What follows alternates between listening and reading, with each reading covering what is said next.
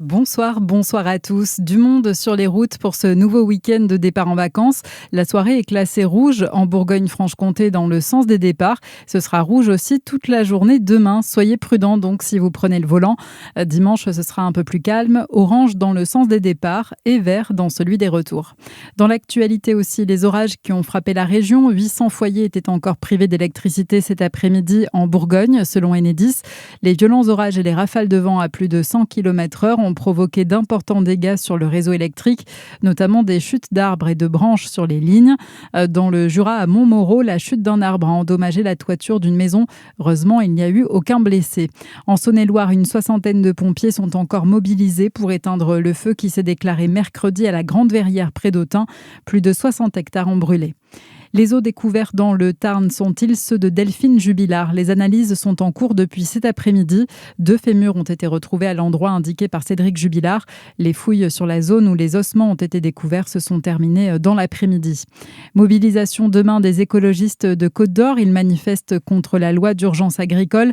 Le texte pourrait réintroduire l'usage de 2 pesticides. Le rassemblement commencera à 11h au Lac-Kyr. Le Tour de France en Franche-Comté aujourd'hui et la victoire de Mauro Schmid, c'était la 13e étape de la Grande Boucle. 205 km entre Dole et Belfort, la plus longue étape de ce tour. Le Suisse Mauro Schmid l'a donc remporté devant son compagnon d'échappée Harold Terrada. Au classement général, le Britannique Tom Pidcock fait la bonne opération et grimpe à la 3e place. Et puis il n'y a pas que les hommes qui sont à l'honneur. L'association Donnons des ailes au vélo passe par Champagnole demain dans le sillage du Tour de France. 7 cyclistes se sont lancés dans l'aventure pour promouvoir le cyclisme féminin. Objectif, réaliser le même parcours que celui des hommes sur le tracé de la Grande Boucle, mais une journée avant leur passage. Jeudi, elles ont donc réalisé l'épreuve entre Dole et Belfort et repassent par le Jura demain, Zachary Brault. 35 femmes et 35 hommes ont rejoint le peloton pour venir sillonner sur cette étape les routes avec elles. Le départ est donné à 8h rue de l'Égalité à Champagnole pour une arrivée prévue à Brison, plateau de Solaison vers 20h en Haute-Savoie. Le parcours proposé affiche un dénivelé positif de 4036 mètres. Il doit passer dans le Jura par Cise, Pont-de-la-Chaux, Morbier, Morée ou encore les Rousses avant de rejoindre l'Ain. Une condition, savoir rouler en peloton à une allure moyenne de 25 km/h.